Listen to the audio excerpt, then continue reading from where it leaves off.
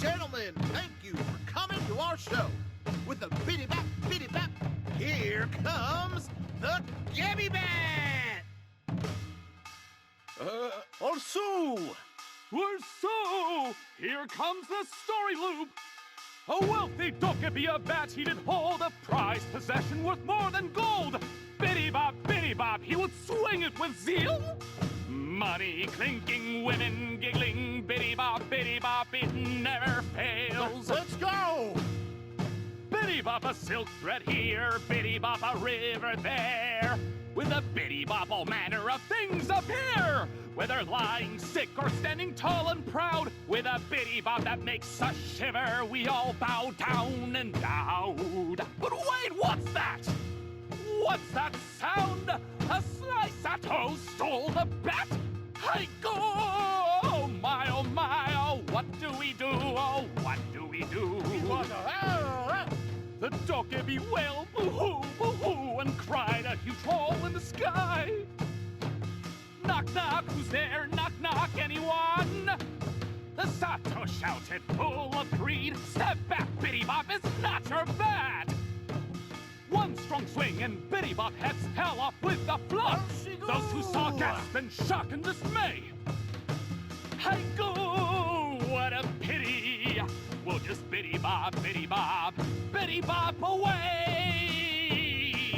The tired caddy wept and wailed until a shiny new bat he hailed. A crack of lightning had struck his foes, knocking nasty Dokkaebi down. One strong swing and Bitty Bop heads fell off with a flop. Those who saw gasped in shock and dismay. I go until our great king finally awakes. All of us will Bitty Bop away! Isn't that story about us? Having fun, were you? I hope you had as much fun as I did listening to your improvisations. Yes, and that is exactly the source of my deep disappointment. It means they've been lying to our faces all along. Honestly, I think I'd rather not have found the bat. I'm afraid it is what it is, Your Highness. We humans are not all sunshine and rainbows. Though that Pumur guy gave me the scroll for helping him out with his performance. A scroll? Let me see.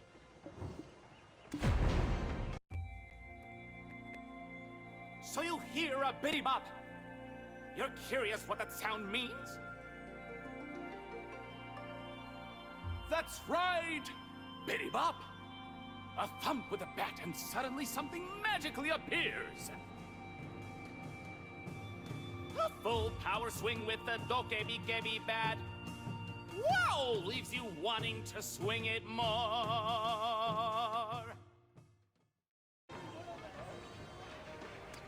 Pungmul troops may be talented enough to make up enticing stories, but this is not something you can draw without seeing it with your own eyes.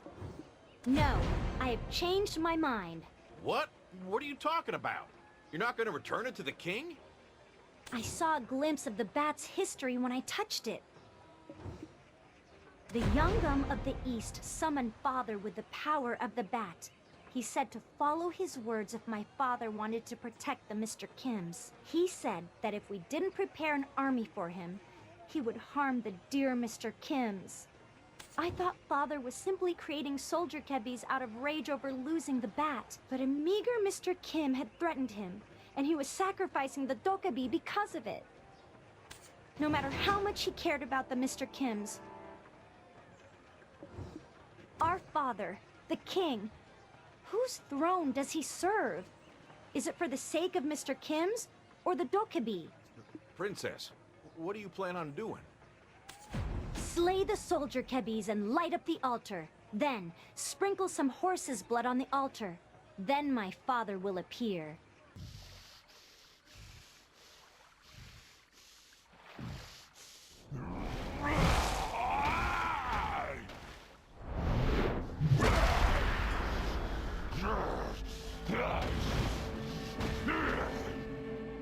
Return to where you belong. Father, enough! You have proven your incompetence. You do not have what it takes to be the leader of us Dokkaebi.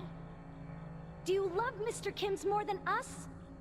How much more Kebi blood must be spilled? Is this truly the choice you wish to make, Father? That Mr. Kim is innocent. So were the people of Sumo. The Thunderbolt in Sumul. That was a mistake. Lies! You knew from the start the bat had already fallen into the Yangom's hands. You gave in to their putrid blackmail. All to protect your beloved Mr. Kim's. Isn't that what fuels your anger? How could you betray your own people in such a disgraceful manner? Foolish. So pathetic and foolish. Do not blame me if I choose to claim your throne as my own. Unlike your foul vision, my kingdom shall stand for the good of the Dokebi. You all right, Princess? Golly, after all that, I don't know what to say to make you feel better. In all honesty, I'm just as lost as my father is. Despite my confident outburst against him, I apologize to both of you, Mr. Kims, but I had to confirm where my father's heart truly lies. I cannot let the few devilish Mr. Kims take advantage of our goodwill any longer. Without change, our kind will be erased one by one. The day will come when our great tales will only be found in legends. But you gave one heck of a speech. Kim Dwokshini might finally change his ways. There must be a way to protect the Tokebi forest without having to turn your back on us. Plus, you've got your Kebi Bat back. Nobody, not even that Yungam, can threaten you anymore. And with a charismatic leader such as yourself, I'm sure we can all work out a better solution. I would not have been able to retrieve the bat without your help. I would like to call upon your outstanding wisdom and bravery again. I would not have been able to retrieve the bat with— I am thrilled to hear you're willing to support me going forward. Then as our first course of action, let us burn this Kebi Bat and Kebi Cap. Wait, what? Princess, you're gonna get rid of him? Why on earth would you do that? I believe all Mr. Kims are pure, kindred spirits at heart. So pure that even a small drop of evil can corrupt their souls. None of these tragic incidents would have happened if it weren't for these tools. I mean it when I say I want both Mr. Kims and Dokebi to live in harmony. For that to— Do you now see my true intentions? To ashes shall these tools be Now I must lighten the burden that rested atop my father's resilient shoulders for the fragments of one of my father's treasures, the horn of the Kebi horse. Or bring the pieces together and blow the horn to call upon the Kebi horse. And That sounds an awful lot like Dokebi Afterlife. Look, I know you're mad at him, but you can't kill your own father. The skies will smash you down, even if you are a princess. how dare you assume such atrocity? I would never! Kebitopia is where Dokebi go every 100 years, leaving this corporeal world to seek rest. I'm sending my father off on a vacation, as you would call it. In the meantime, once they all return to their dreamful selves, I will escort my father back. Once they all return to their dreamful selves,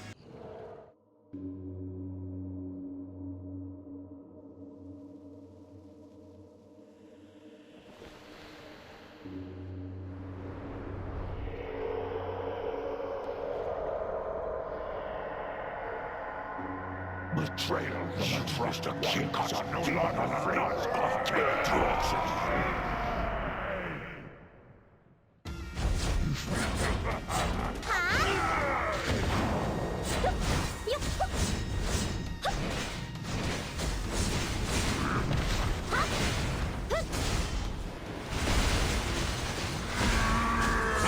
Crush and subdue all Mr. Kim.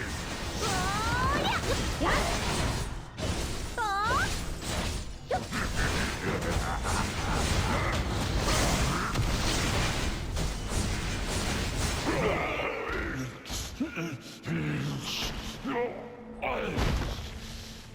are one strong, Mr. Kim. Be my friend.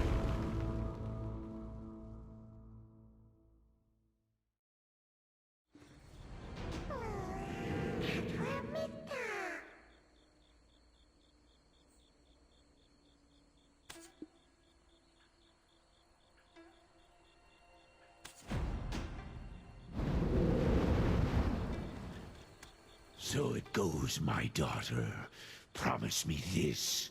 Mr. Kims are friends of our people. Please, protect them as you would for our kind. Your Highness, Father, I understand your feelings for the Mr. Kims. But now, we must focus on saving our Kebi kind. I fear that focusing solely on Mr. Kims, as you do, may lead you to make another grave misjudgment. So I'm sending you away for now. Please await my return. It is done.